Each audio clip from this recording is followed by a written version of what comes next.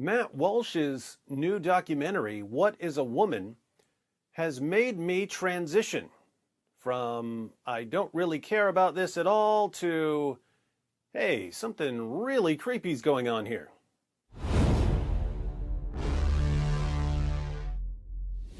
About a month ago, I posted a video discussing a children's book called Johnny the Walrus by Matt Walsh. The main point of the book is that parents shouldn't be pressured into transitioning their kids from one gender to another based on something the children say when they're children. As I pointed out in that video, I don't have terribly strong political views. On most issues, I would classify myself as an I don't care-itarian. I'm not saying the issues aren't important. I'm saying that the rest of you can figure them out, and I'm happy to abide by whatever you come up with on most issues. On certain issues, you could saw my head off. I'm not backing down ever. But on most issues, call me Bennett because I ain't in it. Now, one area I've never paid much attention to is the debate over transgenderism and related topics. But David, why did you make a video about Johnny the Walrus if you're not interested in the topic? Well, in that video, I was talking about companies like Amazon deciding what people are allowed to read. I'm extremely interested in the fact that a small handful of corporations now have massive power globally over what we're allowed to say and what we're allowed to hear and what we're allowed to read. I'm really interested in that. So anytime some topic I usually don't think about or talk about somehow overlaps with that, monopolies becoming the new global thought police, I'm happy to ante up my 2 cents. So I shared my thoughts on Johnny the Walrus and Amazon and Disney and the so-called Don't Say Gay bill until I had no further thoughts to share. I said everything I could possibly say. I thought I was done with the topic.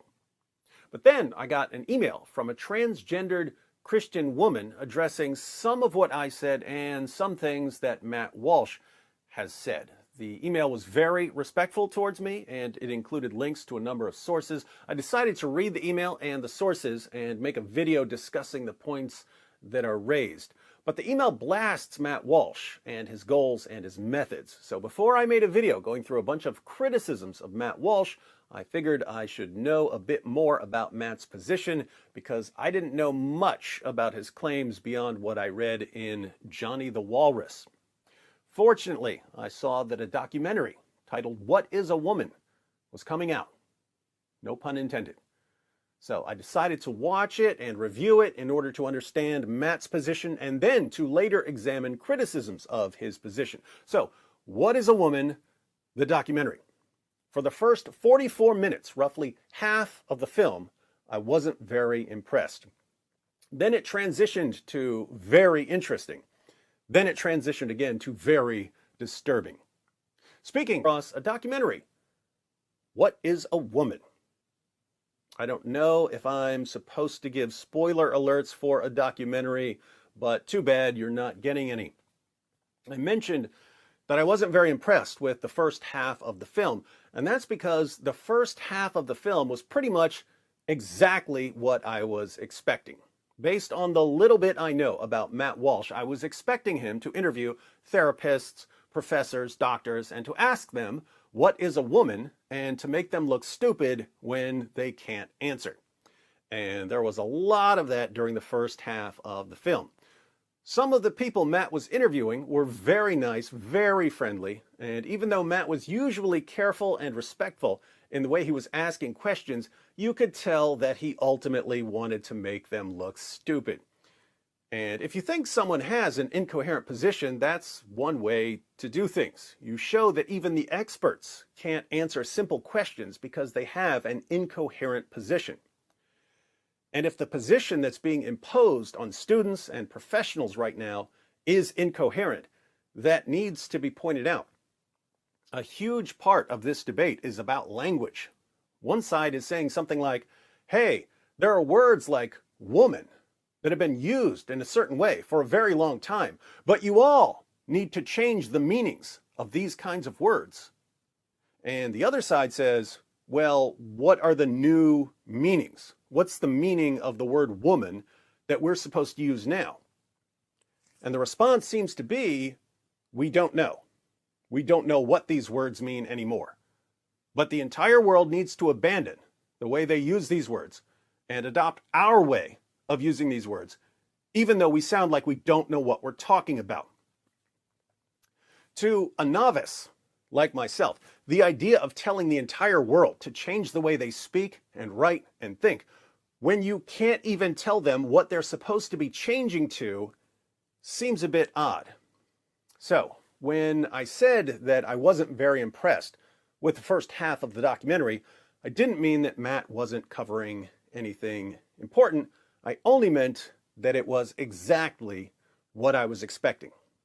But then, in the second half of the documentary, Matt took some unexpected turns.